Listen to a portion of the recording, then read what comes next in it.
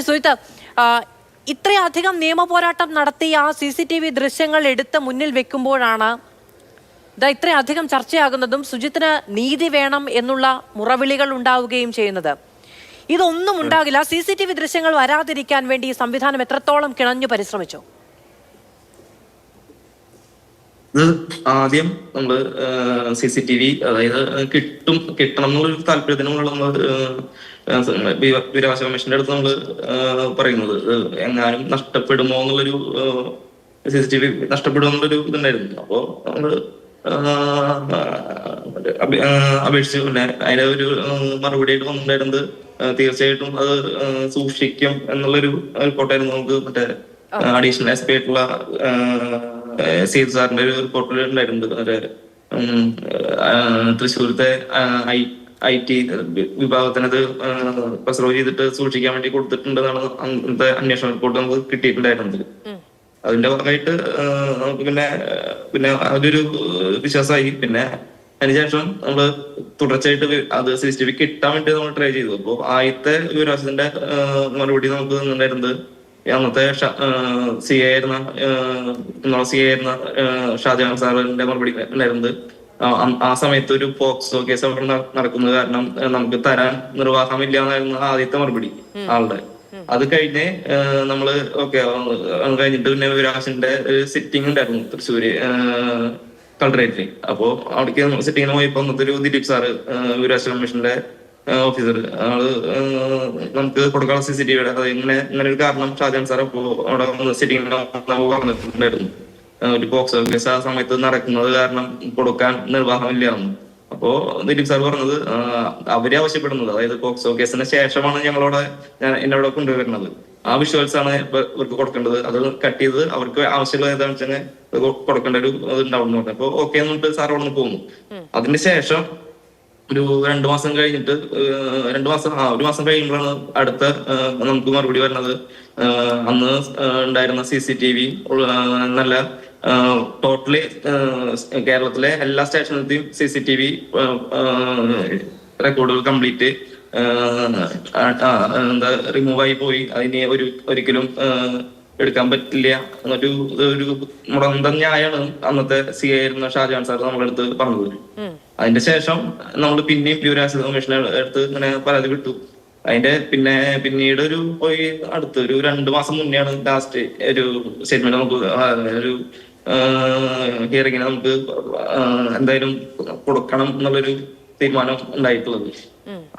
ഇത് പുറത്തു വന്നാൽ കർശനമായ നടപടി ഉണ്ടാകും, വലിയ വാർത്തയാകും എന്ന തിരിച്ചറിവുണ്ട്. പക്ഷെ ആ തിരിച്ചറിവ് പിടിച്ചുകൊണ്ട് പോകുമ്പോഴോ തല്ലുമ്പോഴോ ഉണ്ടായില്ല. ഈ മുകളിൽ കൊണ്ടുപോയി മർദ്ദിച്ചു എന്ന് പറയുന്നത് ആ സമയത്ത് ഈ CCTV ഉള്ള എവിടെയും സുജിത്തില്ല, സുജിത്തും ഈ പോലീസുകാരുമില്ല. ഈ കോടതിയിൽ എങ്ങനെയാണ് ഇതൊക്കെ പരിഗണിക്കപ്പെട്ടത്?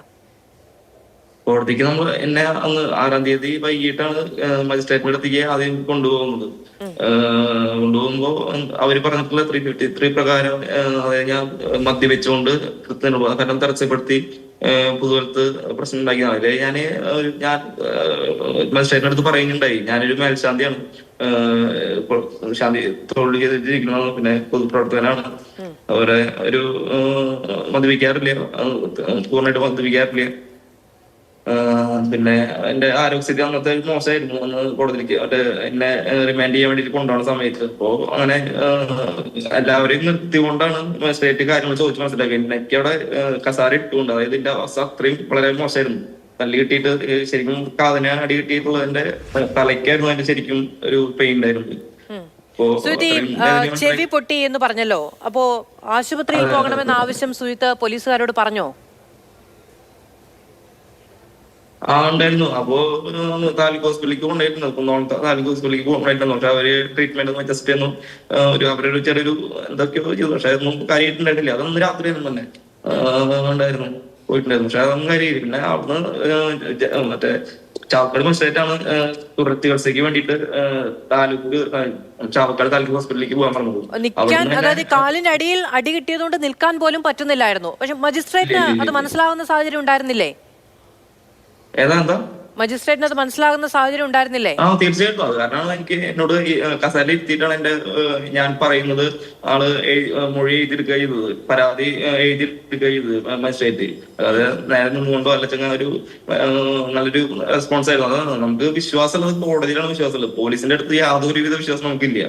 ആ വിശ്വാസം ഇല്ലാത്തതുകൊണ്ട് കാരണമാണ് നമുക്ക് CCTV വരെ നമ്മള് നഷ്ടപ്പെടുമെന്നുള്ളൊരു സംശയം ഉള്ളതുകൊണ്ടാണ് നമ്മളതുവരെ അത്രയ്ക്കും സൂക്ഷ്മമായിട്ട് അത് സൂക്ഷിക്കേണ്ട കാര്യം നമ്മൾ ചെയ്തത്. അത് അന്ന് അങ്ങനെ ചെയ്തില്ലായിരുന്നെങ്കിൽ CCTV ഒരു കാരണവശാലും കിട്ടിയിരുന്നില്ല. സുജി, വേദനയ്ക്കൊക്കെ കാരണമായ പോലീസുകാർക്കെതിരെ എന്ത് നടപടി വേണം എന്നുള്ളതാണ് സുജിത്തിന്റെ ആവശ്യം? എന്റെ ആവശ്യം ശരിക്കും ഇതിൽ 5 പേരുണ്ട്. 5 പേരുൾപ്പെടെ സർക്കാർ ഉദ്യോഗസ്ഥര് ഉണ്ടാവാൻ പാടില്ല, പിരിച്ചുവിടണമെന്നാണ്. പോലീസ് ഡിപ്പാർട്ട്മെന്റിൽ നിന്ന് 4 പേരെ പിരിച്ചുവിടണം. അതുപോലെ സർക്കാർ ജീവനക്കാരനായിട്ടുള്ള ഷുഹൈർ, ഡ്രൈവറായിരുന്ന ഷുഹൈർ, ആളിനെയും സർക്കാർ ഉദ്യോഗസ്ഥരിൽ നിന്ന് പിരിച്ചുവിടണമെന്നാണ് എന്റെ ആവശ്യം. അതിനു വേണ്ടിയിട്ട് പാർട്ടിപരമായിട്ടുള്ള ഞങ്ങള് ഇപ്പോ തൃശ്ശൂര് KPCC അധ്യക്ഷൻ സണ്ണി ജോസഫ് കൊണ്ടുണ്ടായിരുന്നു. അപ്പോ ബാക്കി മറ്റു നേതാക്കന്മാരെ VD സതീശ് ഉൾപ്പെടെ രമേശ് ചെന്നിത്തല എല്ലാവരും നിരന്തരമായിട്ട് വിളിക്കുന്ന ഷാഫി പറമ്പിൽ, രാഹുൽ മാങ്കൂട്ടത്തിൽ എല്ലാവരും, KM ഷാജി ഉൾപ്പെടെ എല്ലാവരും, മാത്യു കുഴൽനാടൻ, മറ്റേ ചാണ്ടിയുമ്മൻ MLA എല്ലാവരും ബന്ധപ്പെട്ടിട്ടുണ്ടായിരുന്നു. എല്ലാവരുടെ ആവശ്യം തന്നെയാണ്. രാഹുൽ മാങ്കൂട്ടത്തിൽ ഉൾപ്പെടെ ഈ പോലീസ് സ്റ്റേഷനിലേക്ക് പിടിച്ചുകൊണ്ട് വരുന്നു, തല്ലുന്നു. അത് ശരി, പോലീസുകാർക്ക് അന്നേരമുണ്ടായ ഒരു ദേഷ്യത്തിന്റെ പേരിൽ മുകളിൽ കൊണ്ടുപോയി മർദ്ദിക്കാം എന്നൊക്കെയുള്ള തീരുമാനം പിന്നെ എങ്ങനെയാണ് ഉണ്ടാകുന്നത് സുജിത?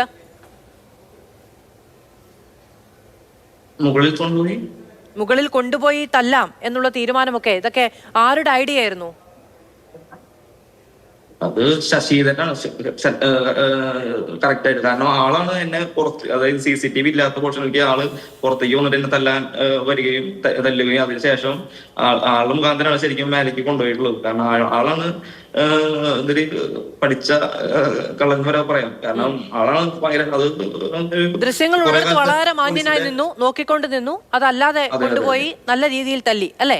അതെ അതെ, ആളാണ് ശരിക്കും ഇതില് തല്ലാൻ ഒരു സൂക്ഷ്മമായിട്ട് നല്ലൊരു ആളായിരിക്കില്ല.